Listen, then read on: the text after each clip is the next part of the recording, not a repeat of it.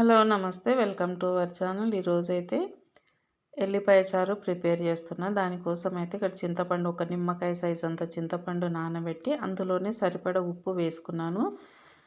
1.5 tea spoon వరకు ఉప్పు అయితే వేసుకున్నాను. ఇది నానిన తర్వాత పులుసు పిండి పెట్టేసుకోవాలి. ఇంకా దీనికి కావాల్సిన ఇంగ్రీడియంట్స్ అయితే 1 టీ స్పూన్ వరకు జీలకర్ర, ఒక పావు టీ స్పూన్ వరకు మిరియాలు తీసుకున్నా. ఎల్లిపాయలు అయితే ఇంకా కంప్లీట్గా ఇవి చిన్నగా ఉన్నాయి కాబట్టి ఒక గడ్డ మొత్తం తీసుకున్నా. ఎల్లిపాయలు అనేది కొంచెం ఎక్కువ వేసుకోవాలి ఇందులోకి, చాలా బాగుంటుంది చారు అనేది. ఇంకా తాలింపు కోసం అయితే ఎండుమిర్చి, పసుపు, కరివేపాకు, కొత్తిమీర, అలాగే జీలకర్ర ఆవాలు ఒక పావు టీ స్పూన్ వరకు. ఇందులోకి ఇంగువ కంపల్సరీ వేసుకోవాలి. అలాగే మెంతులు ఒక చిటికెడు మెంతులు, ఇంగువ కొంచెం ఒక చిటికెడు ఇంగువ కూడా వేసుకోవాలి. తాలింపుకు వేసుకుంటే టేస్ట్ బాగుంటుంది.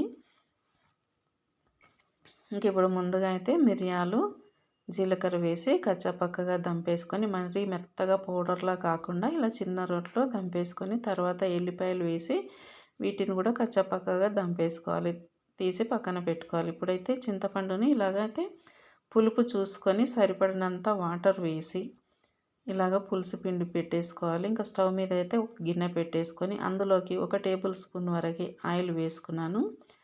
ఆయిల్ వేసుకున్న తర్వాత ఇప్పుడు తాలింపు కోసం తీసుకున్నాం కదా, ఎండుమిర్చి, జీలకర్ర ఆవాలు, పసుపు, అలాగే ఇంగువ, మెంతులు ఇవన్నీ వేసుకోవాలి. ఇవి కొంచెం వేగిన తర్వాత ఇందులోకి దంచి పెట్టుకున్న ఎల్లిపాయ, మిరియాలు, జీలకర్ర ఇవి కూడా వేసుకోవాలి. తర్వాత కొత్తిమీర, కరివేపాకు కూడా సరిపడినంతగా వేసుకొని ఒకసారి కలిపేసుకోవాలి బాగా.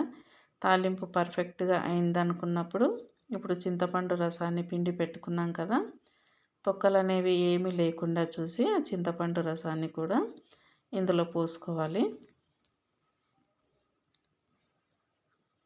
ఇలా పోసుకున్న తర్వాత ఇంకొక 5-6 నిమిషాలు మరిగించుకుంటే సరిపోతుంది. మంటను మీడియం ఫ్లేమ్లో పెట్టి ఇంకా అంతే, ఎల్లిపాయ చారు అయితే రెడీ అయిపోయినట్టే. దీంతో పాటుగా ఏదైనా కర్రీ ప్రిపేర్ చేసుకుంటే ఇంకా వేడి వేడి రైస్లోకి సూపర్గా ఉంటుంది. అందులో ఇప్పుడు కొంచెం చలికాలం కదా, మిరియాలు, ఎల్లిపాయలు అనేది ఒంటికి చాలా మంచిది, ఆరోగ్యానికి చాలా మంచిదన్నమాట. కాబట్టి నేనైతే ఇట్లా రసాన్ని అయితే ప్రిపేర్ చేసిన, టేస్ట్ కూడా చేసిన, చాలా బాగుంది, సూపర్గా కుదిరింది.